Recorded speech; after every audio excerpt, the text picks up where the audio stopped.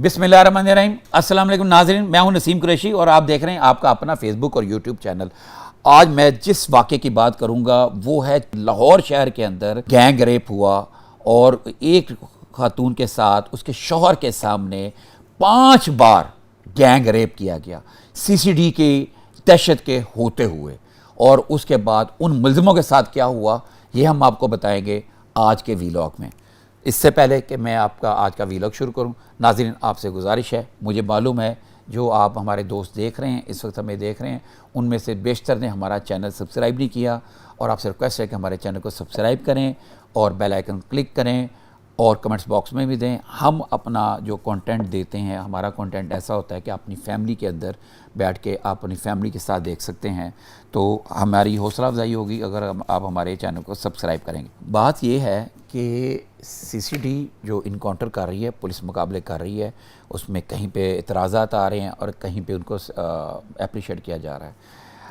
अभी police CCD की जो कार्रवाई जो मैं आज आपको बताऊंगा वो ये है कि आज से कुछ चंद दिन पहले लाहौर का एरिया है चूंग, बड़ा इन्फ्लुएंस वाला वो एरिया, वहाँ पे बहुत सारे लोग हैं, सियासी लोग भी रहते हैं और वहाँ पे अब पता चला है कि वहाँ पे इस तरह के नोटोरियस किस्म के गंदे लोग भी बहुत सारे मौजूद हैं। कहानी कुछ ये है कि चूंग के एक इलाके में एक साहब की अपनी बीवी से हल्की सी नाचाकी थी। रूटीन में वो अपने घर के बैक साइड पर जाया करते थे, वो अपने बैक साइड पर गए हैं, वहाँ पर जाके बात करें दोनों मियाँ बीवी, और हस्बैंड की एज होगी 20-21 साल और लड़की की एज होगी उसकी बीवी की जो 18 साल। चंद दिन पहले उनकी शादी हुई थी।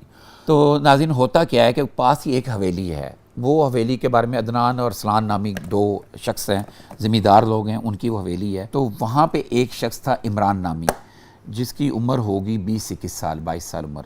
तो उसने उन दोनों को देखा, वहाँ से देखा और उसने कहा कि ये कुछ कर रहे हैं। उसने अपने 2 साथियों को साथ लिया, उसका नाम अवैस और इरशाद। अवैस की वो 22-23 साल थी, इरशाद की 26-27-28 साल के करीब उम्र थी। इन दोनों को साथ लिया, साथ में खुद उसने कुल्हाड़ी पकड़ी, इरशाद ने वहाँ से पाइप पकड़ के वो वहाँ पे आते ही उसने इमरान ने पूछा उनसे, ओए कौन हो तुसी, की पे कर दे हो? उसने कहा जी हम तो मियाँ भी, उन्होंने कहा बकवास कर, तुझे डेट मार रहे हो।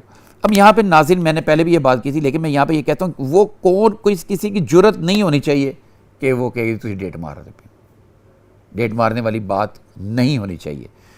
क्यों कोई करे? कानून की इसमें हमारे में जो इम्प्लीमेंटेशन है वो थोड़ी वीक है, जिसकी वजह से लोगों को ये पता है कि किसी के साथ कोई ज़्यादती कर लें, हमें किसी ने कहाँ पूछना, हमें किसी ने क्या कहना है, जाएगा थानेदार भी साड़ा अपना वाकफ़ होएगा। उस एरिया के जो नोटोरियस लोग होते हैं अपने इलाके के थानों के साथ उनकी बड़ी अच्छी बन रही होती है, उनकी दोस्तियाँ यारियाँ होती हैं, और वो जो आम आदमी है तो वो थाने में जाने से डरता है। तो ये नोटोरियस किस्म के लोग ये इस तरह की हरकत करने की इनको ज़रूरत यही है कि हमारे कानून बहुत ठीक बना हुआ है, हर दफ़ा ठीक बनी हुई है, तमाम कवानीन ठीक, लेकिन उन पर अमल दरामद ज़रूरी है। अमल दरामद के लिए एक सही तरबियत की ज़रूरत है और अभी तक तरबियत की ज़रूरत है। होता क्या है, वो उनसे ये कहते हैं जनाब कि ए कौन है तेरी बीवी है? नहीं है, कौन है तेरी? वो कहना मेरी बीवी है। वो कहना नहीं तेरी बीवी नहीं। इतने में इमरान जो होता है लड़की के यहाँ पे वो कुल्हाड़ी रख देता है उसकी गर्दन पे, और उसका शौहर को बेचारा काबू में आ जाता है। वो उसको पाइपों से मारते हैं, उसके कपड़े उतार देते हैं, फिर वही इमरान लड़की के भी कपड़े उतार देता है, उसको भी बरहना कर देता है। तो ये बरहना करने के बाद वो मिन्नत समाजत करते रहते हैं, उनसे माफ़ी मांगते रहते हैं। और माफ़ी किस चीज़ की मांग रहे थे? बस वो कहते थे हमारी जान छोड़ें। लेकिन वो यहाँ तक बात नहीं टली थी। वो इमरान ने उस लड़की के साथ ज़बरदस्ती दरिंदगी की, उससे रेप किया। रेप करने के बाद अवैस नामी दरिंदे ने रेप किया। फिर उसके बाद इरशाद जिसने पाइपों से जो मार रहा था, फिर इरशाद ने रेप किया। रेप इन तीनों ने बारी बारी रेप किया। गैंग रेप उस लड़की के साथ हो रहा है। उसका शौहर मौजूद है और उसके शौहर को कुल्हाड़ी के सर पे उसको बरहना करके उसको मजबूर किया हुआ है। वो बेचारा कुछ नहीं कर सकता, सिर्फ मिन्नत समाजत कर रहा है अपनी बीवी के लिए। वो उनसे माफ़िया मांग रहा है, उनसे गुजारिश कर रहा है अल्लाह के वास्ते, खुदा के वास्ते छोड़ दो, बस छोड़ दो, मत मारो उसे। साथ में उससे रेप भी करते थे, उसको तशद्दुद का निशाना भी बनाते थे। और मैं ये कहता हूँ कि इस वक्त सोचें, ज़रा सोचें इन दरिंदों के बारे में। इन्होंने क्या सिर्फ एक मासूम फैमिली को जिससे डिस्टर्ब किया। एक छोटी बच्ची को, जो 18 साल की लड़की को बच्ची हम कहेंगे, कि उसको मेंटली किस ट्रॉमे में दिया कि अभी उसकी शादी के अभी कुछ दिन का आगाज़ ही हुआ था, नया सफ़र शुरू हुआ था, और नए सफ़र के आगाज़ में उसके साथ क्या सलूक किया गया। अच्छा, बात यहाँ तक ही नहीं रुकती। फिर क्या होता है कि ये इमरान फ़ोन करता है एक शख्स को, दूसरे को, उसका नाम है जाहिद नामी शख्स को। उसको वो कहता है कि जनाब, बताता है इस हवाले से, कहता है कि आजा تمہارے لیے تیار ہے ڈش، لیکن تم ہمارے لیے کھانا لے کر آؤ. وہ اس کو کہتا ہے کہ ہمارے لیے تم کھانا لے کر آؤ گے تو پھر تمہیں ڈش مل جائے گی. تو وہ بدبخت جس کا نام زاہد ہے، وہ بدبخت انسان، وہ ان کے لیے کھانا، باربیکیو، کباب، نان کباب اور بوتلیں کولڈ ڈرنکس لے کر آتا ہے. وہی اسی جگہ پر ان دونوں میاں بیوی کے سامنے وہ یہ حرامزادے کھانا کھاتے ہیں، اور اس دوران جو زاہد آیا ہوتا ہے، جو کھانا لے کر آیا ہوتا ہے، وہ اس لڑکی کے ساتھ وہ ریپ کرتا ہے، اس کو ریپ کا نشانہ بناتا ہے اس کے ساتھ. کھانا کھا کے الو کے پٹھے. یہاں بات نہیں رکتی، عمران پھر دوبارہ 5ویں بار اس لڑکی سے ریپ کرتا ہے. ریپ کرنے کے بعد پھر عمران جو نامی جو اس کا سرگنا اس کو ہم کہیں گے، یہ مشورہ دیتا ہے کہ ان دونوں کو مار دیں، ان دونوں کو مرڈر کرتے ہیں. پھر یہ آپس میں مشورہ کرتے ہیں. یہ ساری باتیں ہمیں پولیس کے ذرائع سے پتہ چلی ہیں، اور یہ کچھ مجھے بتایا ہے نعمان صاحب ہیں ایکسپریس نیوز کے بڑے سینئر کرائم رپورٹر، اور میرے بڑے پیارے دوست ہیں. میرے تو چھوٹے بھائی ہیں لیکن میرے بڑے پیارے دوست ہیں، بڑے زبردست کرائم رپورٹر ہیں. ان سے بھی مجھے کچھ باتوں کا پتہ چلا. تو وہ یہ کہتے ہیں، ان سے مجھے پتہ چلا، انہوں نے یہ کہا، عمران نے کہا ان کا مرڈر کر دیں، ان کو ختم کر دیتے ہیں، ختم کر کے یہیں پھینک دیتے ہیں یا دفنا دیتے ہیں کہیں پہ. تو اس کو باقی زاہد وغیرہ یہ کہتے ہیں کہ نہیں، اس سے مسئلہ زیادہ بگڑے گا، زیادہ خراب ہوگا. تو بگڑے گا کیا کریں؟ تو اویس نے اور ارشاد نے کہا ہم ان کی ویڈیو بناتے ہیں. انہوں نے ان کی ویڈیو بنائی اور ویڈیو میں معافیاں تلافیاں کروائیں، اور ان سے یہ بھی حلفیہ بیان لیا کہ انہوں نے کہا جی وہ بندے نے کہا جی میں حلفیہ بیان دینا کہ میں اس سے بارے کبھی کسی نے گل نہیں کروں گا، کوئی کاروائی نہیں. ان کو پابند کیا کہ ہم تمہاری جان چھوڑ رہے ہیں، ہم تمہیں زندہ چھوڑ رہے ہیں، صرف اس شرط پہ کہ تم تھانے گئے. اگر تھانے گئے ہمارا کچھ نہیں بگڑنا، ہمارا کسی نے کچھ نہیں بگاڑنا، تم لوگ ثابت نہیں کر سکتے، لیکن ہم تمہاری ویڈیو جو ہے نا وائرل کر دیں گے. تو یہ وہ ایک لمحہ تھا جو ایک عجیب سا، ان بیچارے ان کے ٹرامے کے لوگ تھے. خیر ان کو یہ دھمکا کے ویڈیوز بنا کے وہ چلے گئے، لیکن ویڈیوز کا ذکر ایف آئی آر میں نہیں ہے. تو وہ چلے جاتے ہیں. چلے جانے کے بعد وہ گھر جاتے ہیں. گھر جا کے جب بات کرتے ہیں، وہ بیچارہ جو شخص ہے، وہ جو لڑکا ہے، وہ تو ڈر جاتا ہے، لیکن لڑکی میں حوصلہ پیدا ہوتا ہے. کیوں ہوتا ہے اس کی میں ایک وجہ بتاتا ہوں. اس کی یہ ہے کہ لڑکی نے ایک ٹراما گزرا تھا 5 بار اس کی مرضی کے خلاف، زبردستی اس کو نوچا گیا تھا. تو اس کا بدلہ لینا اس کے دل میں تھا، اور اس کو یہ پتہ تھا کہ اس کو حافظ آباد میں بھی ایسا ہوا، اسی طرح ریپ کیا گیا، اور شوہر کے سامنے بیوی کو ریپ کیا گیا. اور لیکن ان کو بھی کہا گیا کہ تسی یہ جا کے دسیا تہاڈی ویڈیو وائرل کر، لیکن ویڈیو وائرل کر دی گئی تھی. تو لڑکی نے ہمت کی، اپنے شوہر کو لے کر تھانے چلے گی.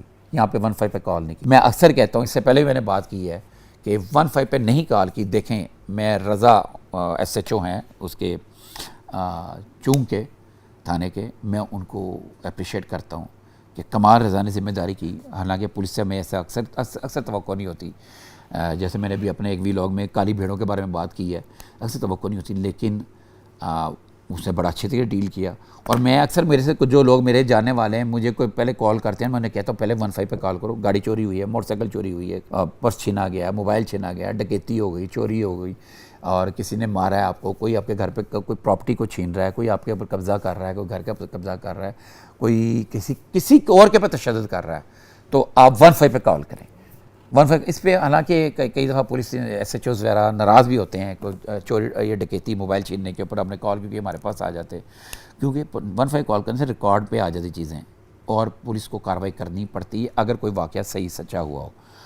تو ناظرین انہوں نے بغیر 15 کال کیے سیدھا وہاں پہ گئے. رضا نے بڑی ذمہ داری کا ثبوت دیتے ہوئے لڑکی کا فوری طور پہ میڈیکل کرایا. اپنے ڈی آئی جی فیصل کامران جو ہیں ان کو بتایا، انہوں نے فوری طور پر ٹیمیں تشکیل دے دیں کہ ملزموں کو فوری تلاش کیا جائے. میڈیکل کرنے کے بعد ایف آئی آر دے کے ان کو اپنی ہی حفاظت میں کہیں تحویل میں کہیں ان کو چھپا دیا.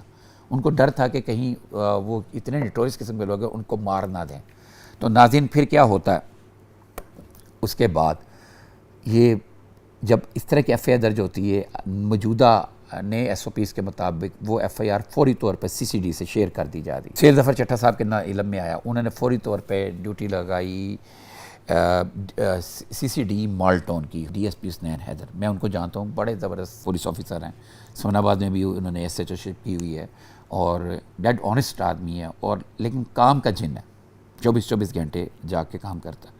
تو فوری طور پہ انہوں نے اپنے لوگوں کو چھوڑا. وہاں پہ جیو فینسنگ بھی کی. لڑکی نے بتایا کہ ہم سے فون کیا تھا, جیو فینسنگ وغیرہ بھی انہوں نے کی, لیکن وہ تو ایک ہی اسی ملزم کی تھی جیو فینسنگ. تو ہیومن انٹیلیجنس کا کام لیا گیا, اس سے کام لیا گیا. جب وہاں پر گئے, یہاں پہ ایک چیز جو حسنین حیدر صاحب کو کام آئی وہ یہ تھی, حسنین حیدر صاحب چونک کے علاقے میں ایس ایچ او رہ چکے ہوئے تھے, ان کو پتہ تھا وہاں پہ چند ایک حویلیاں اس ٹائپ کی ہیں جہاں پہ ایسی کارروائیاں ہوتی ہیں. جب انہوں نے ہیومن انٹیلیجنس کی لوگوں سے پوچھا تو انہوں نے بتایا کہ یہ جو عدنان ارسلان نامی لوگوں کی حویلی ہے, یہاں پہ اس طرح کے لوگ بیٹھتے ہیں اور وہاں پہ ڈانس مجرا پارٹیاں اور اس طرح کی حرکتیں اور لوگوں کے ساتھ ناجائز کارروائیاں, مارنا پیٹنا, یہ اس حویلی میں ہوتا رہتا تھا.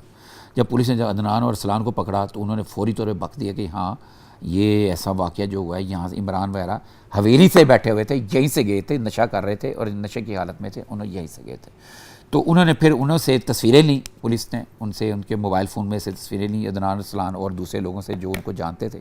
وہ پھر تصویریں جا کے جب لڑکی کو جب دکھائیں تو لڑکی نے ان کی شناخت کر لی. پھر پولیس ان کے اپنے طریقے سے پوری سی سی ڈی نے ان کے طریقے ان کی ریکی کی, ان کے پیچھے چڑھ گئے. پہلی اطلاع ملی منسٹر کالونی کے علاقے میں فیروز پور روڈ پہ, وہاں پہ کسی فارم ہاؤس یا کسی حویلی یا ڈیرے پہ وہ ملزم موجود ہیں. پولیس نے وہاں پہ چھاپہ مارا تو وہاں پہ پولیس مقابلے میں انہوں نے فائرنگ کر دی. پولیس کراس فائرنگ میں اویس اور ارشاد دونوں مارے گئے. ایک آدھ دن کے بعد پولیس کو اطلاع ملتی ہے کہ چونک کے علاقے میں موجود ہیں زاہد اور عمران. پولیس وہاں پہ چونک کے علاقے میں جب چھاپا مارتی ہے تو وہاں پہ بھی وہ آگے سے مزاحمت کرتے ہیں, فائرنگ کرتے ہیں, یہاں تک کہ پولیس افسران کی جو بلٹ پروف جیکٹس ہیں ان کے اوپر بھی گولیاں لگتی ہیں اور وہ وہاں پہ فائرنگ میں جناب وہ جو زاہد ہے وہ مارا جاتا ہے. عمران پھر فرار ہونے میں کامیاب ہو جاتا ہے.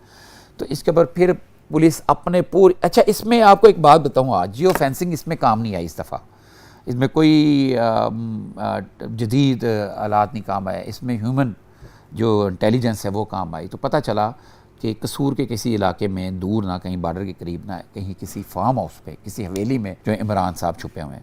تو پولیس نے جناب وہاں پہ جا کے ریڈ کی اور وہاں پہ اس نے پھر مزاحمت کی اور فائرنگ کی. اتنا نیٹوریس شخص تھا کہ اس نے جوابی فائرنگ کی اور پولیس مقابلہ کوئی 20-25 منٹ چلتا رہا.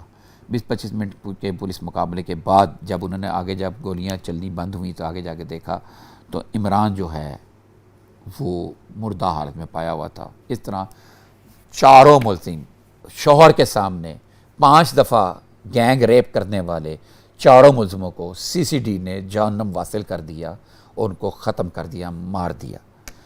ناظرین, بات کرنے کی مقصد یہ ہے کہ ابھی بھی ہمارے پتہ نہیں ہم کس طرف جا رہے ہیں.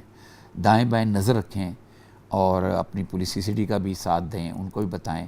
ایک آپ کو چونکا دینے والی بات جو یہ ہے کہ ان لوگوں کا یہ جو پولیس مقابلے مارے گئے ہیں اب تک, جو پولیس مار رہی ہے ان کے کسی کے 100 پرچے ہیں, کسی کے 50 پرچے ہیں, کسی کے 150 پرچے ہیں, کسی کے 35 سے 40 ہے.